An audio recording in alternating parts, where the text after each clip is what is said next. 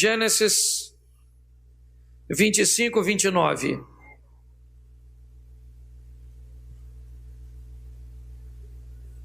Amém? E Jacó cozera um guisado, e veio Esaú do campo e estava cansado. Estava ele cansado, na minha tradução ali, muito cansado. Verso 30. E disse Esaú a Jacó: deixa-me, peço-te, comer desse guisado vermelho, porque estou cansado. Por isso se chamou seu nome Edom. Então disse Jacó: vende-me hoje a tua primogenitura. E disse Esaú: eis que eu estou a ponto de morrer, para que me servirá logo a primogenitura? Então disse Jacó: jura-me hoje. E jurou-lhe, e vendeu a sua primogenitura a Jacó. Jacó deu o pão a Esaú e o guisado das lentilhas. Ele comeu, bebeu, levantou-se e foi-se, e assim desprezou a sua primogenitura.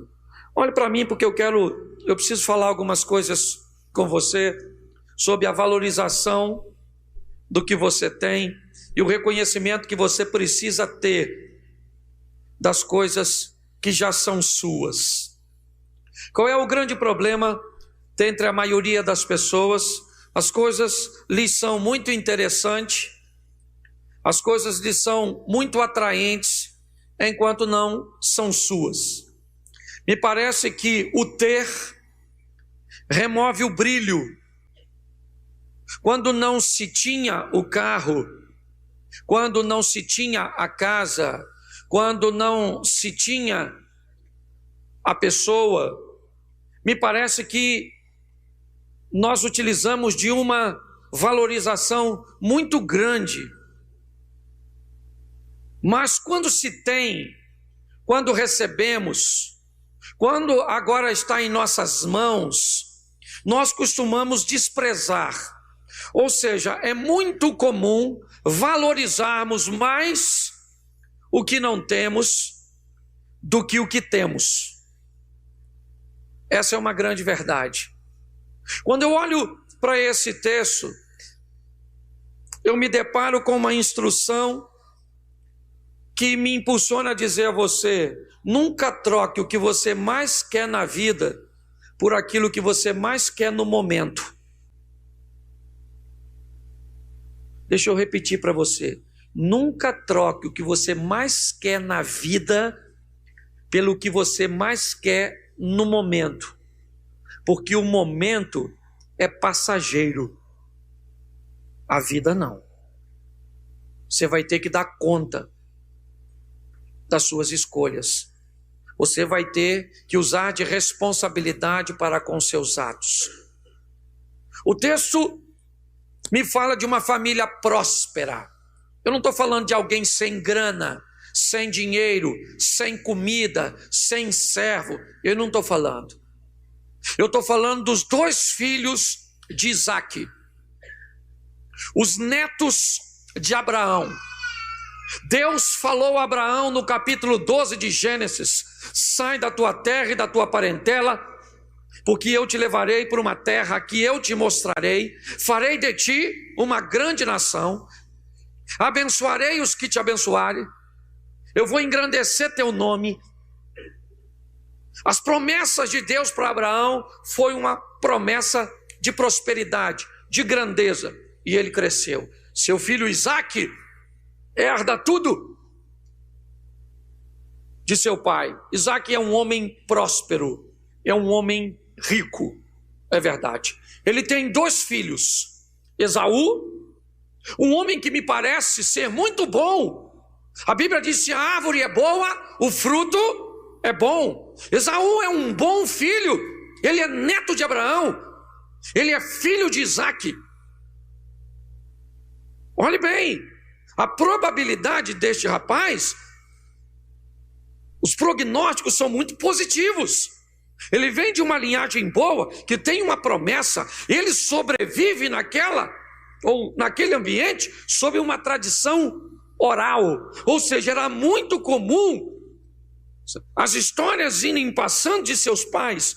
Então, Isaac devia falar com seus filhos sobre toda a promessa que Deus havia concedido a seu pai. O texto diz que Jacó era um homem caseiro, Esaú, um homem do campo, um homem da caça. Tá certo. Mas o texto diz que um dia Esaú chega, e na tradução que eu usei aqui primeiro, muito cansado. Ele estava muito cansado. E quando nós estamos muito qualquer coisa, o muito sempre nos leva para o perigo. O muito dinheiro pode nos levar para uma autossuficiência que nos faça pensar que o dinheiro é tudo. O muito, sem ele, né? Ou seja, se eu pudesse usar a frase, diria o muito pouco. Não tê-lo também dá uma sensação de que não vale a pena viver, porque os extremos sempre são perigosos. Se você não gosta de ninguém, está muito desinteressado de todo mundo. Isso é muito ruim. Mas se você está muito interessado em todo mundo, isso também é ruim. Se você está com muita fome, isso é perigoso. Pode te levar à glutonaria. Se você está muito sem fome, não é? Isso pode te matar de inanição. E para os extremos, e hoje o que nós mais encontramos são pessoas extremistas. O que eu vejo é um cara chegando na casa de quem? Na casa de Isaac. Se Isaac não tem comida em casa, você pode ter certeza que na casa de nenhum de seus servos vai ter. Ele é o dono de tudo. Então Esaú chega no lugar que tem comida, sim ou não? A única comida que tem naquela casa é a do Jacó, sim ou não? Claro que não. Ele é filho do dono. O Jacó, me dá aí um pouco desse guisado. Não dou. Ainda não? Ô, dona Antônia, faz o guisado melhor que o do Jacó, que eu estou com fome. O cara é o chefe. Não tem porquê ele tomar decisão. Aliás, tem porquê. A diferença entre Esaú e Jacó é que Esaú valoriza as coisas da terra, enquanto Jacó valoriza as coisas dos céus. E é por isso que ele vai se dar mal, o Esaú. Porque ele chega com muita fome, e na muita fome dele, Jacó está fazendo uma comidinha. Esaú falou: rapaz, essa comida é maneira, hein? Você me dá um pouquinho? O Jacó falou: não dou. Tem alguma coisa de errado nisso, sim ou não? Seja franco. Quem aqui cresceu no lar que nunca disse não para o seu irmão?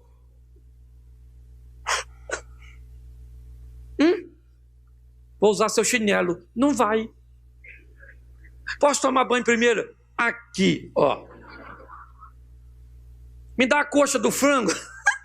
O pescoço é seu. Quem nunca disse e teve problema com o irmão? Não tem nada de errado aqui. A implicância sempre foi algo muito comum entre os irmãos. Então, o Esaú chegou, olhou para o Jacó e disse: me dá um pouco dessa comida, desse guisado que você fez. Jacó falou: eu não dou, eu vendo. Ou troco, vamos fazer uma troca. E o cara estava muito cansado.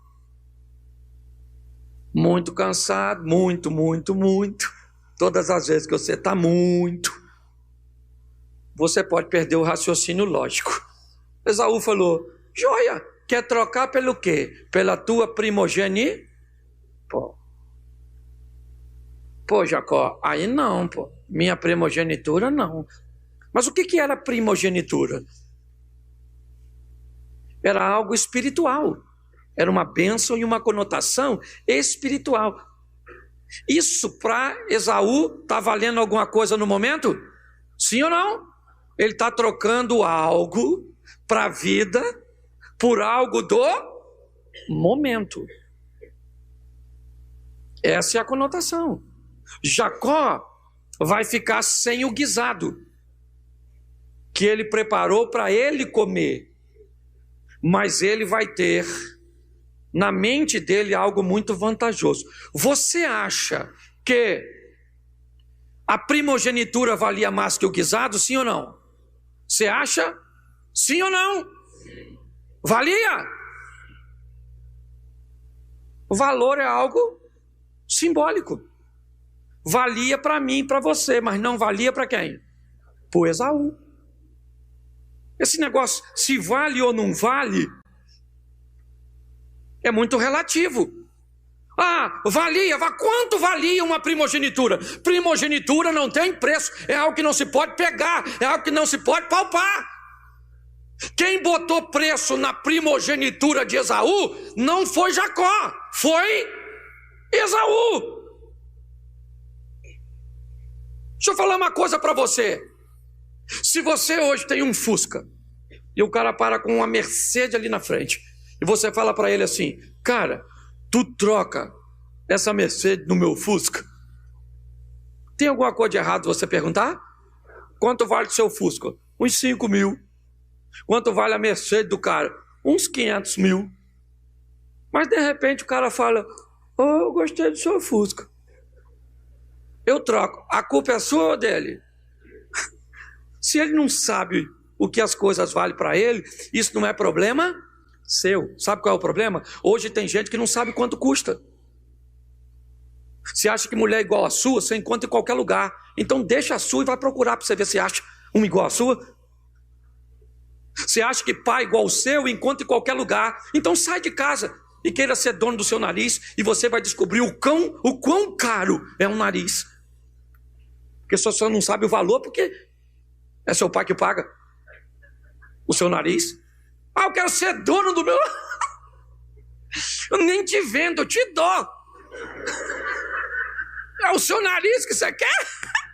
Toma! A partir de hoje você paga a luz do seu quarto, a sua parte da TV a cabo, o ar-condicionado, as pessoas que vão passar a sua roupa. Cruzes, nem parece que é meu pai. Nariz custa caro, filho. É ou não é? É que você... Então, o que nós vemos é o seguinte: pessoas que não sabem o valor daquilo que tem. Eu estou olhando para alguém desse jeito. É uma proposta absurda? Não foi. O cara aceitou. Sabe o que Jacó ouviu de Esaú? Para que eu quero a primogênita se eu vou morrer de... Que morrer de fome, cara? Morrer de fome onde? Será que você é capaz de entender o que o Esaú está fazendo com o que ele está vivendo? Ele está potencializando. Ele está dando uma dimensão para a situação dele que ela é ilusória, ela não é real. Ele está dizendo: eu vou morrer de fome. Você não vai morrer de fome, a sua casa tem comida, tem gente aí para fazer. Mas ele superdimensiona o que ele está vivendo, e por ele superdimensionar isso, ele vai ter problema, porque a primogenitura que ele está negando foi Deus que deu. Ele está virando as costas para Deus, e é isso. Casa com mulher errada, ele só faz coisa errada. Quando você vai olhar a história dele, se você quer saber por que Deus disse que o maior serviria ao menor previamente, porque Deus é onisciente. Não é porque Deus tem preferido, não. É porque a preferência era de Esaú. Era ele.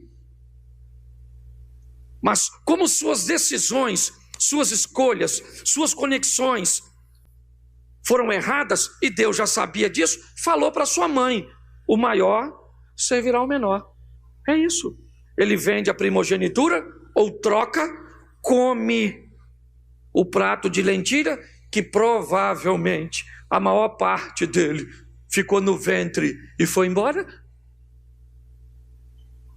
E o Jacó está com a sua primogenitura. Sim ou não? Sim. É muito importante eu entender que eu preciso valorizar o que eu tenho. Todas as vezes que eu valorizo o que eu tenho, eu passo uma mensagem para Deus, que eu sou alguém que sou capaz de valorizar. O quê? Aquilo que eu tenho, porque se eu tenho, foi Deus que me... A Bíblia diz que o homem não recebe nada que não seja... Então tudo que eu tenho, foi Deus que me deu. Então eu tenho que aprender a valorizar o quê? O que é meu. Se eu valorizo aquilo que eu recebi, eu sou capaz e apto de receber novas coisas. Se eu não valorizo o que eu tenho, para que eu vou receber coisas novas? E preste atenção, isso é um hábito, eu não sei como é que eu posso chamar isso. Você conhece alguém que tem um guarda-roupa pequeno, bagunçado? Já essa palavra guarda-roupa que fica mais fácil. Um guarda-roupa todo bagunçado. O que essa pessoa diz? É bagunçado porque eu não tenho? Não tenho? Ele compra um maior. Fica arrumado ou bagunçado? Porque ainda é pequeno. Compra um maior. Fica bagunçado ou arrumado? Porque a bagunça não está no espaço, está nele. Porque o cara que é arrumado, ele tem uma caixa de papelão e está tudo arrumado. Quem aqui já fez caixa de papelão de armário? Levanta a mão. Tem uma turma aí. Quem aqui já levou caderno para a escola no saco de arroz de 5 quilos? Que isso, parceiro? Tamo junto, como diria Romário. E olha que eu tinha um saco de arroz da Cais, que pensa que o bicho brilhava. Tudo bem que quando eu estava chegando perto do colégio, eu tirava, dobrava e botava no bolso. Senão as meninas não iam se interessar por um cara. Mulher é mulher desde antigamente. Escute só. Quem tem valores tem. Por isso que a Bíblia diz: quem é fiel no, vai ser fiel no, e quem não é fiel no pouco, não vai ser no muito. É isso que ele está dizendo. Fidelidade é apenas uma opção. Eu optei. Então eu sou feliz com R$10 dando um de dízimo, dando 50 centavos de oferta. Isso é fidelidade, sim ou não? Sim ou não? Vamos lá. Eu ganho 10 mil. Eu dou 200. Eu sou fiel, sim ou não? Mas eu dei 20 vezes mais do que o outro. Você consegue entender? O que nós estamos vendo é o quê? O cara valoriza o quê? O que eu tenho. O que eu tenho? É o meu guisado. Então ele é meu, eu boto o preço nele. E qual é a sua primogenitura? Bom, eu valorizo o meu, mas valorizo o seu. Na verdade, Jacó valorizava o que ele tinha e o que ele não, por isso que ele passou a ter. Ele sabia o valor do que ele queria. Sim, mas ele sabia valorizar o que tinha. E foi isso que levou esse camarada para onde? Esquece a visão profética. Eu estou dizendo de atitudes. Alcançar. O tempo passou. Passou. Está tudo tranquilo.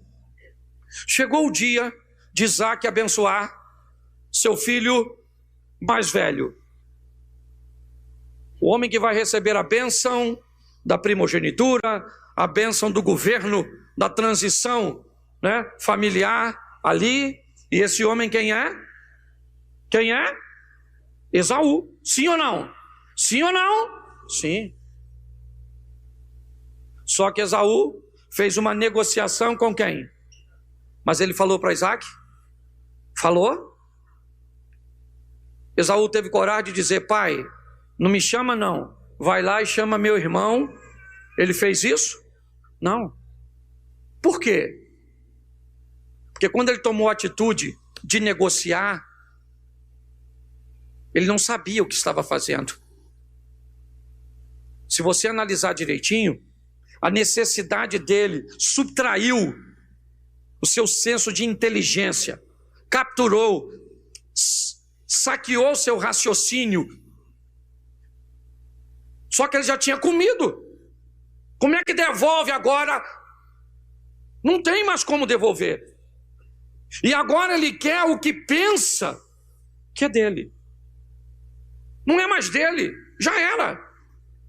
Você pode olhar, mas pastor, Rebeca com Jacó ludibriou Isaac. Sim, mas não precisava de nada disso. Porque nós não precisamos passar a perna em ninguém para ter o que Deus tem preparado para nós. O que é nosso em Deus, a menos que nós não tomarmos a decisão de irmos buscar. É só isso. Mas agora olha o que é que eu vejo. O Jacó, depois se você não conhece o texto, vai lá e vê. O Jacó engana o pai, que o pai não enxergava. O Jacó vai lá, diz que ele é Esaú e Isaac abençoa ele. Aí quem é que chega? Quem é que chega? O Esaú. Ô pai, o guisado aqui, a comidinha. O pai falou: quem é você? Eu falei: Esaú. Ele falou: mas quem teve aqui antes? Ele matou a charada na hora. Jacó teve aqui. Seu irmão veio aqui e pegou a sua? Que bênção, rapaz. Você não tem bênção nenhuma mais. Você jogou ela fora. Que bênção. Que bênção. Que casamento que você quer depois que jogou fora? Que atenção de filho que você quer depois que jogou fora? Que dinheiro que você quer que depois jogou fora? Você está à procura de quê? O que Esaú está procurando? Ele não tem nada. O que ele vai contar é com a misericórdia de Deus. Ele pegou tudo que tinha e jogou fora. E agora está querendo reclamar que algo é dele. A vida, querido, não tolera desaforos. A vida não tolera brincadeiras. Para ninguém. É só mudar de postura que o problema vira. É bonitinho o Jacó? Legal. Mas o que o Jacó tinha que fazer? Esaú, chega aí. Mamãe, chama os anciãos. Vem para a porta aqui da tenda. Vamos lá, tira a sandalinha do pé. Bota todo mundo aqui. É esse o ritual para resolver assuntos? Então bota a sandalinha. Vem cá. Esse cara chegou com fome. Eu estava preparando um guisado. Ele disse que queria o guisado. Eu disse que não ia dar e o guisado era meu. Se vocês acham que eu devia dar, é o problema de vocês. O guisado não era de vocês, era meu. Então o guisado era meu. Eu falei: eu não dou meu guisado. Eu não gosto muito de tu. E escute só. Eu quero a sua primogenitura. Eu imagino os anciãos olhando e dizendo: e aí?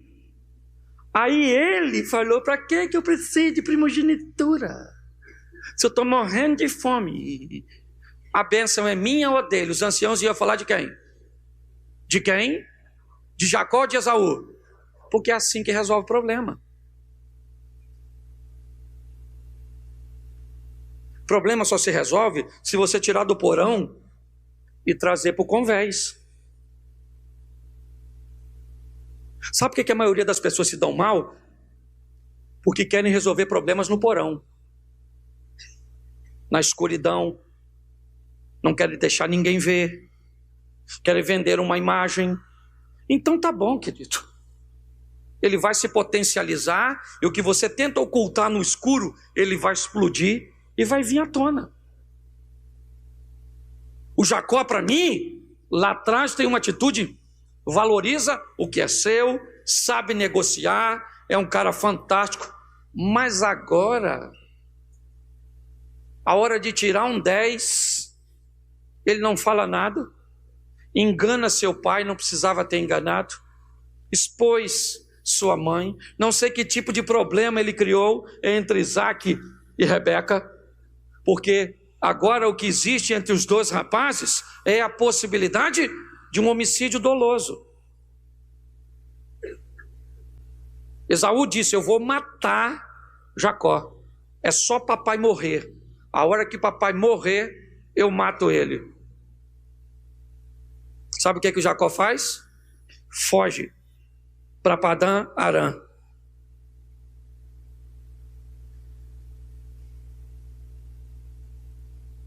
Todas as vezes que você não resolver um problema e tentar fugir, escute o que eu estou te falando, ele vai atrás de você. Jacó chega em Padã Arã, vai trabalhar para casar com uma moça chamada Raquel. Trabalha quantos anos? Quantos anos? No dia do casamento. No dia do casamento. 7 anos o cara trabalhando. Cadê o Esaú? Esaú está onde? Ficou para trás. Jacó agora está em Padã Arã, trabalhando para Labão, para casar com uma menina linda chamada Raquel. 7 anos o cara trabalha, vem o dia da festa, a noiva é preparada, adornada, banhada, perfumada, arrumada, coloca a dona na tenda, rostinho coberto, e o Jacó? O Jacó está lá tomando uns graus, dando um rolê assim com os homens, isso, fazendo sua despedida, maneiro, escureceu, isso, o Jacó meio chapado, enfia o Jacó na tenda, meio chapado, 7 anos para trabalhar por uma mulher, você acha que ele vai tentar ver quem é? O cara vai passar o serão na dona, é ou não é verdade? 7 anos trabalhando para a dona, ele olhou, tá aí quem é? Uma mulher. Pode ser até Aracida Almeida, é ou não é verdade? Eu vou pegar. O cara tá na febre do rato, trabalhou 7 anos, tudo escuro, pela mulher, olhando a mulher. Eu penso ele trabalhando e olhando para Raquel. Ah, Raquel. Pois é, vou pegar você. 7 anos olhando, filho. Foi, meu. Ele pegou. Pegou. De manhã, quando ele acordou, porque se ele não tivesse pego, dava para anular o casamento. Ele não mexeu com ela. Mas como ele pegou, que ele olhou para o lado, menino. E falou: que maluco. Não era essa mãe. Ih, cara. Essa não é Raquel, não. É Lia. Lia tinha um olho para arquibancada, o outro para geral. Era meio bagunçadinha. Escute só. Ele levantou e correu na casa de quem? De quem? E falou porque rapaz, Labão, você me engana. Ele falou, mas na cabeça dele, sabe o que ele deve ter pensado? Esaú, te dei uma volta, você não veio, mas mandou o seu secretário. Porque Deus não se deixa escarnecer. Tudo que o homem semear, isso também ceifará. Agora ele está casado com quem? Com Lia. Trabalhou mais 7 anos. Alguns dizem que ele ganhou a Raquel logo de... Não trabalhou 7 para casar com ela, não. O sogro reformulou a proposta, falou: eu te dou ela para casar, Você já leva, mas tem que trabalhar mais 7. O tal do Labão defasou o salário do Jacó 10 vezes. Labão devia ser o cara do INSS, desvalorizando o dinheiro aí dos aposentados. Pois é. Precisava de tudo isso? Sim ou não? Sim ou não? O Esaú se ferrou na vida, por quê? Porque Deus jogou sobre ele uma maldição? Sim ou não? Claro que não. Ele se ferrou porque não soube negociar e valorizar aquilo que era o Jacó. Se ferrou. Casando com a Leia ou com a Lia? Sim ou não? Por quê? Porque Deus amaldiçoou ele? Não, porque ele não ficou lá para resolver seu problema, para equacionar suas coisas, para botar as coisas às claras. Ou seja, eu não estou vendo nada do Satanás aqui e nem de Deus. Eu estou vendo de gente que toma decisões equivocadas. Só que esse pessoal, ele caminha com Deus. E Deus sempre procura corrigir a situação. Um belo dia, Deus diz a Jacó: pega tudo que tu tens e volta à terra de seus pais. Por quê? Porque precisa consertar alguma coisa lá. Tem alguma coisa que ficou para trás, que precisa ser corrigida. Você pagou um preço alto, seu irmão pagou outro preço alto. Eu não puni ninguém, vocês acabaram se punindo.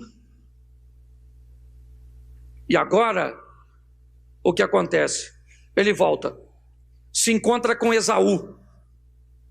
E quando ele encontra com Esaú, Jacó diz, amedrontado: ô meu irmão, toma aqui todos esses presentes, tudo isso, toma tudo aqui para você, provavelmente com medo do irmão matá-lo.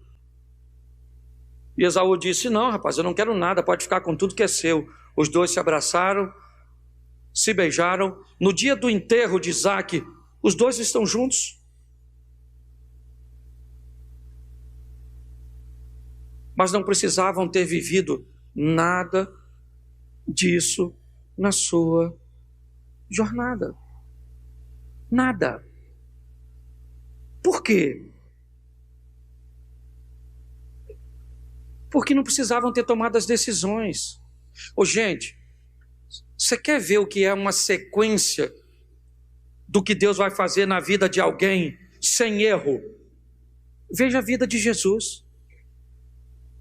Se você pegar de seu nascimento à sua morte, você não vai ver um equívoco dele em ações que geraram reações danosas.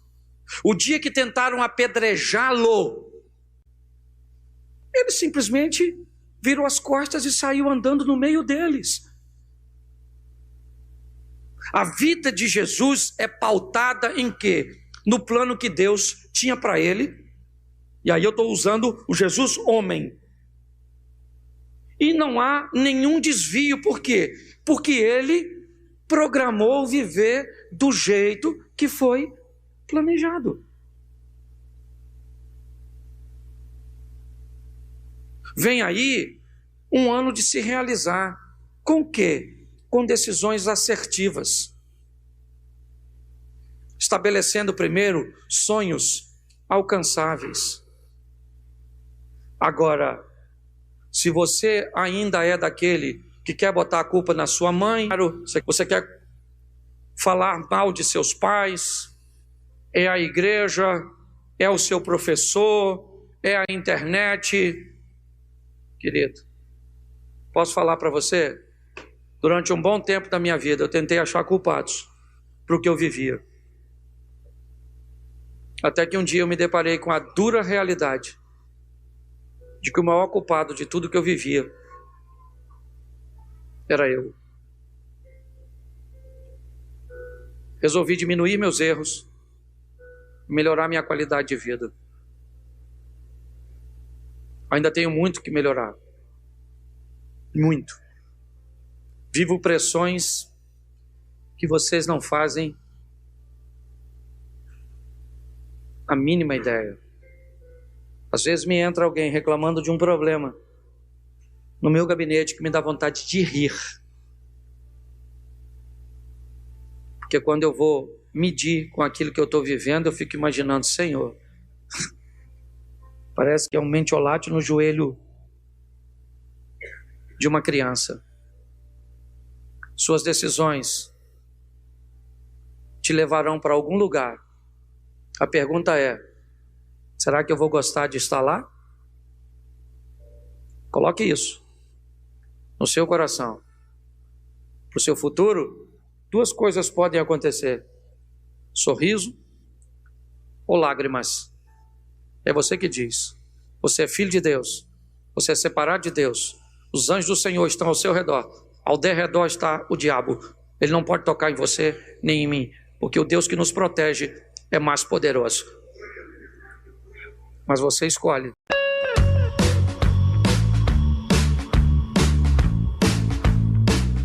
Amém. Glória a Deus. Obrigado. Boa noite, Lagoinha. E você pode sentar. Glória a Deus. Bom, deixa eu pautar no que moveu meu coração para preparar essa mensagem, ou entender que essa mensagem cabia nesse culto. Há um tempo atrás eu estava conversando com o pastor Felipe, e ele estava me mostrando seu modelo mental, como ele enxerga seu ministério, enxerga aquilo que Deus entregou em suas mãos, de sua família, de sua esposa, das pessoas que cooperam com ele. E quando eu estava refletindo sobre aquilo que conversamos, sobre oferecer oportunidade, sobre acreditar não em pessoas, mas no que Deus pode fazer nas pessoas. A igreja vira um ambiente de oportunidades, onde pessoas chegam muitas vezes sem acreditar em si mesmo, sem saber quem são, com experiências negativas anteriores, como ouvimos aqui no momento da oferta. Mas eu quero usar 2 textos bíblicos, é uma reflexão rápida com você, só para que você entenda. Só uma igreja cuja qual Jesus está à frente é capaz de acreditar e dar oportunidade a pessoas que ninguém daria.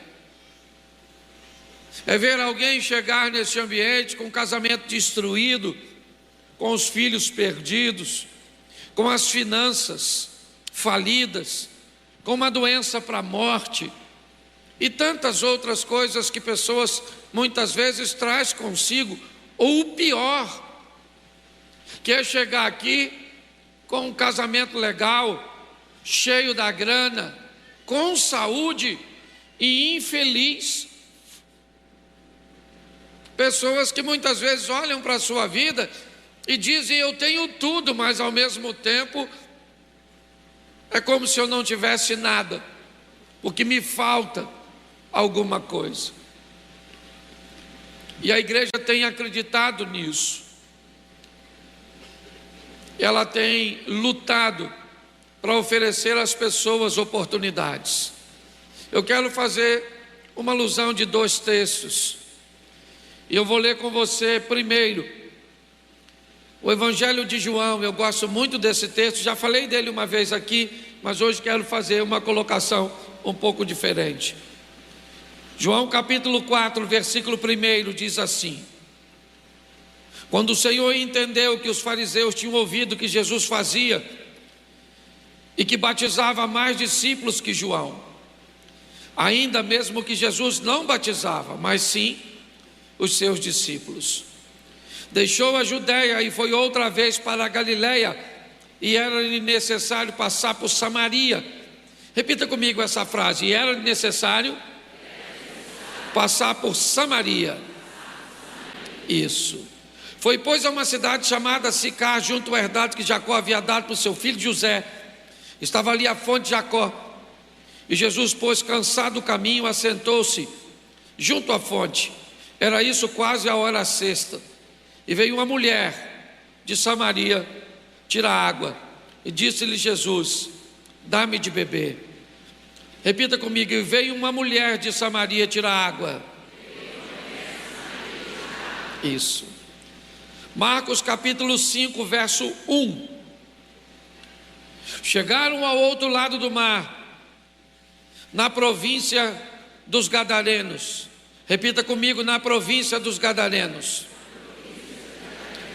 E saindo ele do barco, eis que logo saiu ao seu encontro do sepulcro um homem com espírito imundo. Repita comigo: um homem com espírito imundo,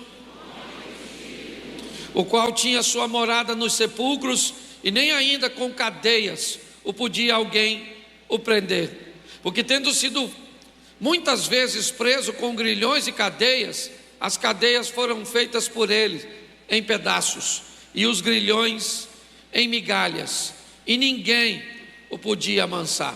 Ele andava sempre de dia e de noite, clamando pelos montes e pelos sepulcros, ferindo-se com pedras. Feche os seus olhos. Senhor, em nome de Jesus, continua falando conosco, que o teu Espírito, ó Deus, ele tem liberdade neste lugar. Por isso, cura, liberta, transforma, restaura. Ó Pai, faz aquilo que lhe apraz nesse ambiente, em nome de Jesus. Amém, glória a Deus. Amém? Bom, eu quero mostrar a você duas pessoas que provavelmente seriam com muita facilidade descartadas em qualquer ambiente. Pessoas cujas quais a maioria não gostaria de ter por perto, não convidariam para uma festa na sua casa, não gostaria de ser visto numa foto no seu perfil da rede social. Pessoas que não tinham um estilo de vida muito agradável, muito louvável. Mas nós descobrimos algumas coisas aqui. Utilizando a palavra de oferta para dar uma base, Marcos capítulo, Lucas, foi o texto usado, onde define o primeiro encontro de Jesus com Simão Pedro, depois de uma pesca de fracasso, de uma noite certo, de frustração. Nós descobrimos Jesus desenvolvendo o seu ministério na Judéia e na Galileia, levando a salvação ao povo escolhido, aos judeus. É verdade, ele monta toda a sua equipe, toda a sua estrutura, mas o processo é muito maior do que aqueles 12 discípulos conseguem enxergar.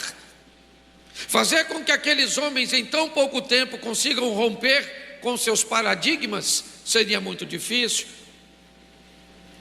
Deus já está com seus planos para levantar alguém fora dos 12, certo?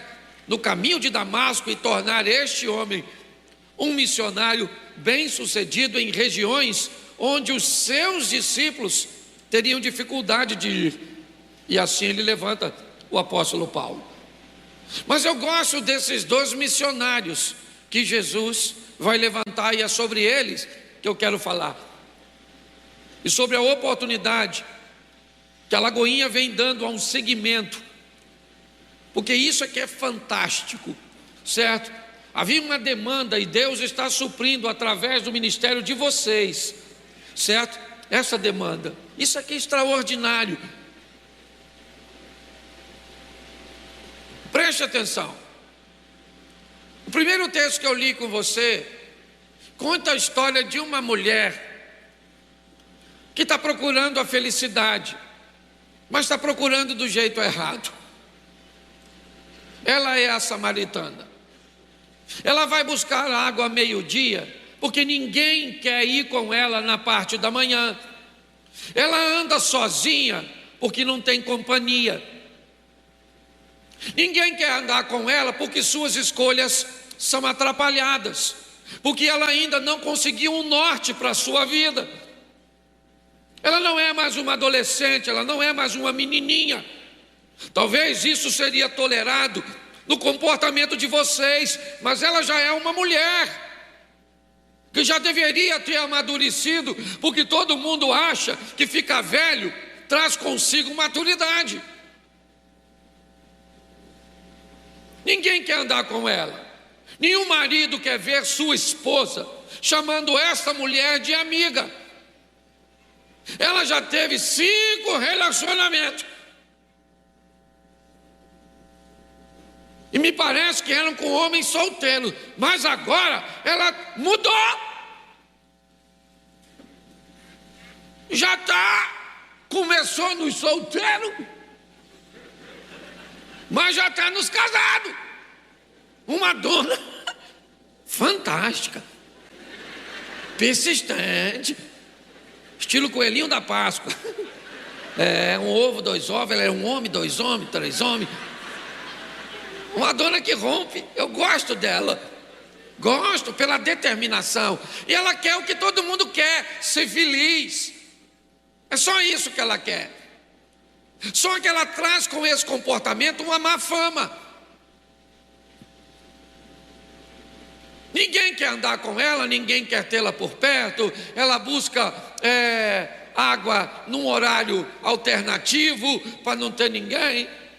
Mas um belo dia, eu não sei se você notou, diz que Jesus sai da Judéia e vai outra vez para a Galiléia, e era necessário passar por Samaria. Eu afirmo você que não era necessário passar por Samaria. Samaria não era a opção utilizada pelos judeus. Eles não gostavam de passar em território samaritano, porque não havia um bom relacionamento entre eles. Apesar de serem irmãos, eram irmãos desviados na cabeça dos judeus. Se não é Jesus guiando aquela comitiva, não teria passado por ali. Mas Jesus falou: vamos embora, rapaziada. Vamos por onde? Me siga. É isso, está lá na Bíblia isso. Aquele que quiser me seguir, tome a sua cruz e venha após mim. Isso é difícil, rapaz, andar atrás dele. Aliás, andar atrás dos outros é difícil, porque quem está na sua frente determina a rota, quem está na sua frente determina a velocidade. Então dá uma agonia que você quer passar. Você está com 28 anos e está querendo casar. Aí apareceu o cara, ele não é nem tão bom, mas você já está naquela dinâmica de que aquele que vier a mim, de maneira nenhuma o lançarei fora. Certo? Você já está numa pressa de me socorrer. Aquela coisa. Então Jesus falou para a patota dele: vamos para Galiléia, mas vamos passar por Samaria. Ninguém vai contrariar ele, porque ele é o chefe dos crentes. Então eu imagino os caras olhando passar por Samaria, ó. Será que ele não sabe que esse povo não presta? Sabe? Será que ele não conhece a fama desse pessoal? Conhece, está querendo mudar a vida dessas pessoas. Mas para mudar a vida das pessoas, ele precisa mudar a mente de alguém para trabalhar lá. Entendeu? Então lá vai ele. Chega perto do poço de Jacó, depois você lê, que eu não sou obrigado a ler tudo. Lá perto do poço de Jacó, ele está cansado, ele senta. É que se eu ficar lendo para você não tem graça. Aí ele sentou e falou para 12 discípulos. 12, quantos discípulos? 12. Vão ao centro da cidade de Samaria para comprar comida. Pô, tinham quantos na comitiva? Com Jesus? Quantos ele manda comprar comida? Pô, eu imagino os discípulos falando: pô, nós 12? Pô, 12, nem tô afim de ir lá, pô, vai. Pô, vai Judas que não é crente. Não é? Vai.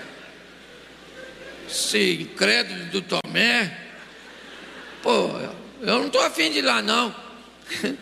Jesus falou: vai os 12 comprar comidinha. Entendeu?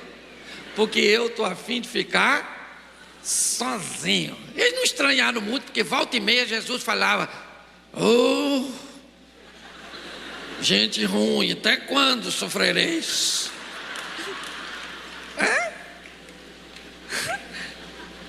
Pastor é pastor em todo o tempo. Ele falou: eu quero ficar sozinho, dá licença. Vão os 12. Aí foram os 12 para Samaria. Contrariado, acredito eu. Vamos lá, rapidinho, comprar comida. Quando eles saíram, quem é que chega? A dona. Essa que estava caçando homem. O João e Maria caçam a bruxa. Por que não pode caçar homem? A dona que gostava de homem estava dividindo um com o outro. Vem ela, modernérrima. Quando ela olha na beira do poço, o que tem lá? Um homem. Mas aquele não vai rolar, porque ela é samaritana e ele é judeu. De longe ela deve ter visto. Quantos homens ela já teve? E agora estava nu. Então Jesus é o, e 7 é o número da, isso aí. Ela vai encontrar o 7º homem, o homem perfeito. O homem que não quer seu corpo, quer sua alma. O homem que não quer tirar prazer dela, mas quer oferecer prazer a ela. Não com seu corpo, mas com um novo estilo de... Mas ninguém queria ela. Então vem ela com a cordinha e o cântaro. Olhou Jesus, falou: nossa, um judeu ali, hoje vai ser ruim pegar água. Vai ela lá tranquilona pegar água, coitada. Quando de repente Jesus fala assim: ô dona, essa é a minha tradução, tá bom? Estou com sede, a senhora pode me dar de beber? Ela falou: como tu, sendo judeu, ousa falar comigo, que sou uma mulher samaritana? Em outras traduções, como o senhor ousa falar comigo, sendo eu uma mulher decente, estando sozinha, quebrando os protocolos? Jesus olhou e pensou: decente, dona. Decente. Se a senhora é decente, as indecentes são as profissionais do sexo. Olha para mim, não perca, não pode rir, não pode perder a mensagem, certo? Ela falou: como o senhor ousa falar comigo, sendo tu judeu e eu uma mulher samaritana? E Jesus falou: oh, dona, se a senhora soubesse quem sou eu, note que ele vai tirar a onda. Se a senhora soubesse quem sou eu, a senhora é que me pediria, e eu te daria água viva, água da vida. Ela falou: o poço é fundo, o senhor não tem com o que tirar, coitada dela, está entendendo nada. É meio lourinha ela. Não, brincadeira.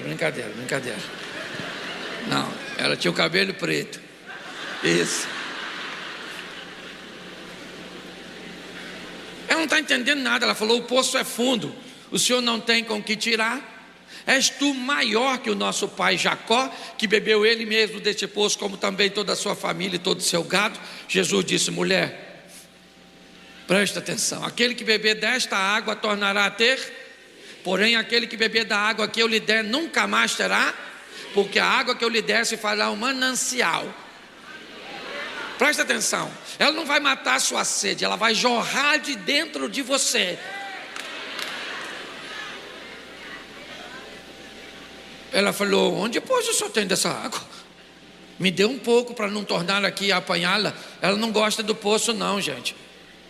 O poço é o inimigo dela. Porque todos os dias quando ela vai buscar água, ela vai sozinha. E aí a mensagem diz para ela que ninguém quer andar com E o culpado quem é? O poço. Sim, muitas vezes nós cometemos erros, mas não conseguimos olhar para nós mesmos. Olhamos para os outros. Ninguém quer andar com a gente porque ninguém presta. Eu não vi, preste atenção, nós precisamos corrigir a rota. Jesus está precisando de alguém para pregar em Samaria. Ele precisa de uma missionária. E quem vai ser essa missionária? Essa dona bagunçada. Jesus é meio doido, não é não? Fala sério. Você escolheria uma mulher que já teve 5 homens? Que adjetivo você daria para ela? Não dá não. Numa visão bem moderna, você poderia até chamá-la de mulher peixe. Sem querer agredi-la, mas já agredindo. Mas ela só queria ser feliz. Jesus conversa com ela, essa mulher de vida torta, que ninguém queria andar, que todo mundo colocaria defeitos, que se entrasse numa igreja e não cumprisse o padrão, ninguém queria sentar do lado, porque tem o cabelo desse jeito, porque tem isso ou aquilo naquele lugar, e por não cumprir o protocolo, ninguém quer perto. Não dava para Jesus fazer o que quer fazer em Samaria com Pedro, com João, com André. Não dá para fazer. Então ele precisa achar alguém que tenha o perfil de alcançar aquelas pessoas. E quem é? Aquela mulher. Quando Jesus conversa com ela, e lê depois, ela deixa o cântaro para trás e sai correndo para a cidade. O cântaro é um sinal. Qual é? Ela vai voltar. Quando ela está saindo, os discípulos estão chegando com as sacolinhas de compra, cheio de fome, crente. Chegou perto de Jesus, viu a mulher saindo, ninguém falou nada. Eles foram na cidade, sim ou não? Compraram comida, negociaram com os samaritanos, sim ou não? Pagaram e voltaram, tudo certinho, tá bom? E a mulher foi. Ele diz: Jesus, vamos comer. Jesus disse: não, não vou comer não. Come vocês, eu tenho um alimento, eu já estou alimentado. Eles não entenderam muito e estão comendo. Eu imagino Jesus olhando para o cântaro, por o cântaro era o sinal de que ela ia. Ele enviou para Samaria uma missionária. E lá vai ela. Quando ela chegou lá em Samaria, ela falou para os homens: preciso contar para vocês um babado. Fui pegar a água, menino. Tinha um homem lá. Alguém deve ter. Mais um, né, dona? Ela disse: não. Aquele homem lá é um homem de fé. Eu acho que eu encontrei o Messias. Fala Messias. Eu imagino a cara dos homens. O Messias jamais vai falar com a senhora. O Messias é o Salvador, o Filho de Deus. E se a mulher daqui não quer andar com a senhora, imagine o Filho de Deus. Entendeu? Ele vai ser cancelado se aparecer com a senhora. Olha que coisa fantástica. Ela falou: não, gente, estou falando sério. O Messias, ele falou comigo, ele me disse tudo quanto eu tenho feito, ele me ofereceu uma água, ele matou minha sede. Eu perdi até a vergonha do poço, deixei até o cântaro lá, que eu estou voltando. Mas sabe o que é mais legal? É o discípulo estar fazendo lanche, e quem é que vem lá? A samaritana, a missionária. Vem ela. Provavelmente ainda no meio da conversão, doidona. Falando com os homens: bora, rapaziada, quem pegou, pegou. Quem não pegou, não pega mais. Vambora. Vamos embora. Sob nova administração. Escute só. Porque a mudança, ela não vem de forma imediata sempre. Isso aqui é um laboratório de transformação. Então pare de criticar quem ainda não chegou no seu nível. Tem gente de todas as fases. E eu imagino Jesus olhando, e vem ela, com aquele montão de samaritano. Sim ou não? E pior, eu imagino ele olhando para o discípulo. Vocês foram lá, né? Compraram comidinha. Falaram para eles que eu sou salvação? Não, né? Eles que vão para o inferno. Agora dá uma olhadinha numa missionária que eu discipulei rapidinho. Não é para ela não. Ainda está meio bagunçado, mas é minha já. Tá certo, ainda está meio esquisitinha, nem trocou de roupa, já está com decotão. Ainda com as perninhas aparecendo, mas...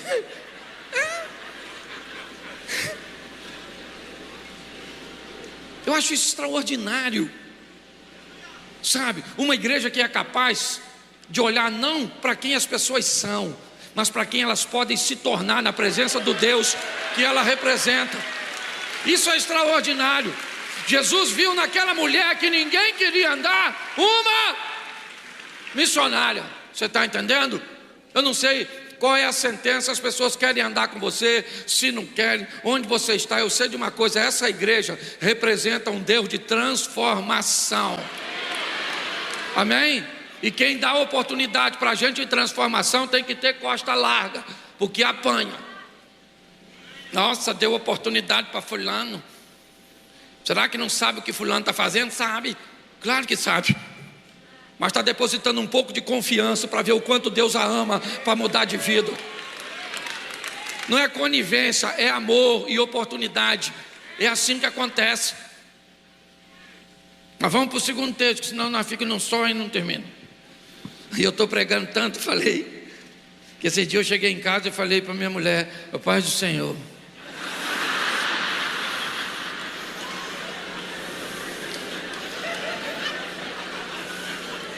Ela falou: o que foi, Cláudio? Eu falei: abra sua Bíblia em Mateus capítulo 5. Ela falou: não entendi, Cláudio. Eu falei: então vamos só cantar um hino para acabar o culto. De tanto que eu estou falando, hoje é a 4ª vez que eu estou pregando, irmão. Estou falando para você. Esse dia eu fui pregar numa igreja, era 5 mensagens, pastor Márcio, e tinha que repetir. É a mesma mensagem 5 vezes, Felipe. Eu comecei pregando sobre José. Na última mensagem, o José já estava pegando a mulher do Potifar. De tão atrapalhado que eu fiquei. Falei: sangue de Jesus tem poder. Olha para mim aqui. Segundo texto. Jesus entra num barco, finalzinho da tarde. Um advérbio de tempo narrado por Marcos.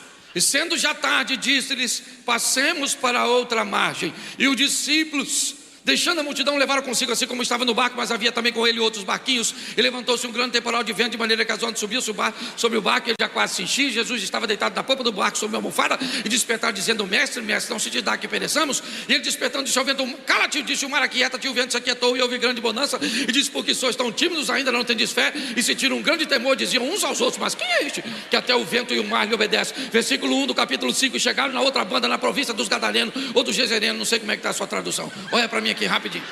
Conferir, você confere depois. Escute só, rapidinho. Já tem uma missionária em Samaria, sim ou não? Sim. Agora tem um problema em Decápolis, lá do leste do mar da Galileia. Talvez na direção da Síria ou do Líbano, outro lado do mar, né? Finalzinho das colinas do Golã, mas do outro lado, lá do leste. Tá certo? O que tem lá? As cidades pagãs. Lá a turma come e cuida de porco. O porco é elemento de sacrifício a deuses pagãos. Mas Jesus está a fim de salvar aquela turma, porque ele veio para salvar todos, porque todos pecaram e destituídos estão da glória de Deus. Se você é rico, sem Jesus vai para o inferno. Se é pobre, sem Jesus, vai para o inferno. Está com saúde sem Jesus, vai para o inferno. E está doente sem Jesus, senta na cadeira do lado. Porque tem gente que me parece que acusa o outro porque tem orgulho do motivo pelo qual vai para o inferno. Você aqui? Nossa, não esperava que você viesse. E o outro falando: eu vim, mas não foi pelos seus motivos, tá? Eu tenho honra de estar aqui, tá? Porque eu só mentia, eu não adulterava. E o diabo muito organizado falando: calma gente, calma, vamos entrar. Vocês vão ter tanto tempo para discutir lá dentro. Trouxeram uma roupinha fresquinha, eu não é? Que lá está quente. Olha para mim. Jesus entra num barco, enfrenta a tempestade, a incredulidade dos discípulos e o que você achar de mais oposição. Onde ele quer ir? A terra dos gentios. O que tem lá? Por discípulos, nada.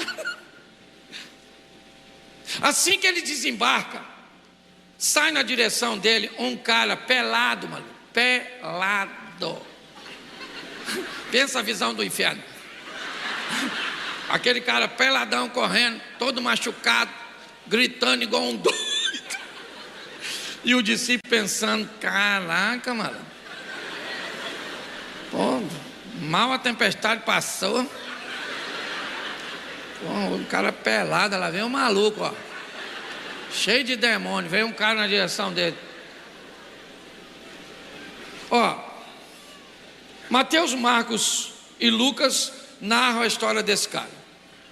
Tem uns que chegam a dizer até que era dois malucos. E não tem nada de errado, tá bom? A Bíblia só permite que isso aconteça para que os pesquisadores tenham material de pesquisa. Eu gosto de frisar isso. Quando você ouve um cego ou dois cegos, quando a Bíblia é lida por alguém que tem fé, basta uma informação e ela é suficiente, acabou. Quando a Bíblia é lida por um pesquisador, ele vai avaliar ponto a ponto. E nenhum fato é visto da mesma forma por duas pessoas. Não tem como. Eu estou aqui olhando, e se alguém me perguntar depois o que eu vi, eu posso narrar que eu vi uma mulher com um casaco bege ao lado de um homem de casaco preto. Mas se eu perguntar deles que estão aqui, eles vão dizer: não, eu vi à frente um casal com um casaco jeans. Isso define apenas que a reunião aconteceu. E o pesquisador sabe que aconteceu porque duas visões diferentes do mesmo fato aconteceram. Se eu dissesse que vi a mesma coisa que eles, sabe o que o pesquisador diria? Que eu copiei deles. Mas quando a Bíblia permite que uma história seja contada 3, 4 vezes, acrescentando fatos que o outro não deixou passar, o pesquisador disse: ele curava cego, ele curava pessoas, ele libertava pessoas. Você está entendendo? O que o desavisado pensa que é uma contradição, na verdade é Deus afirmando que aquilo aconteceu. Mas todos eles concordam que o cara tinha demônio, que andava pelado, que morava no sepulcro e que atacava as pessoas. Um perigo para a sociedade. Mas Jesus viu nele um missionário. Doidão. Chega na igreja quase pelado, todo esquisito, com linguajar pesado. Jesus chegou lá. Vem o peladão correndo na direção. Nem foi Jesus que foi o pelado que veio. O pelado veio, já chegou pelado. Que tenho eu contigo, filho do Altíssimo? Jesus falou: como é que é seu nome, querido? Aí o demônio falou assim: nosso nome é Legião, porque nós somos um montão. Jesus falou: não quero saber o ambiente coletivo, sai dele agora. Os demônios falaram: nós podemos entrar nesses porquinhos? Jesus falou: nos porquinhos pode, é só sair dele. Aí saíram dele e entraram nos porquinhos. Aí quem é que chegou? Quem cuidava dos porquinhos. E falou: cadê os nossos porquinhos? Pô, tinha um montão de porquinho aqui, nós, pô. Alguém falou: foi ele, ó. É um matador de porquinho. Tinha uns demônios naquele cara lá. Aquele cara estava pelado, maluco. Um perigo para a sociedade. Agora está lá vestido, conversando. Mas sabe o que custou? Os porquinhos. Alguém falou para Jesus: Jesus, vai embora agora da nossa terra. O Senhor matou nossos porquinhos. Jesus falou para a rapaziada: todo mundo no barco. Eles pensaram: o que viemos fazer aqui, meu Deus do céu? Capítulo 5 de Marcos, capítulo 7, finalzinho. Jesus volta a Decápolis pelos termos de Tiro e de Sidom. 2 anos e meio depois, Jesus volta a Decápolis para fazer a segunda multiplicação dos pães. Sabe o que tem lá? 4.000 pessoas, sem falar mulheres e crianças, para ouvir a palavra de Deus. E quem foi o missionário que Jesus deixou naquelas terras? Ele deixou alguém que ninguém acreditava. Mas Jesus não olhou para o presente, ele olhou para o futuro. Deixa eu falar uma coisa para você: isso é a igreja.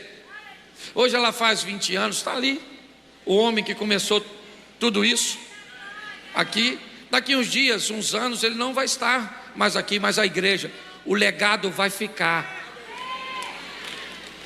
Entendeu? Porque é muito maior do que nós.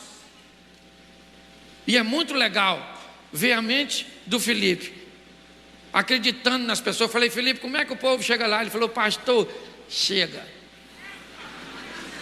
Eu não vou nem falar para não escandalizar. Só samaritano e gadareno. Falou não. Isso aqui bota na minha conta, tá bom? Nossa, acabei com a igreja agora. Mas é isso aí, querido. Eu não sei como é que você está. Está bagunçado, está perdido, está não sei o que, está não sei o que, e não deu certo. É aqui mesmo. É aqui mesmo. Aqui é um lugar de transformação, um local de acolhimento, tá certo? Está fazendo 10, vai fazer 20, 50, porque assim, até a volta de Jesus nós vamos estar pregando: Deus pode transformar a sua vida.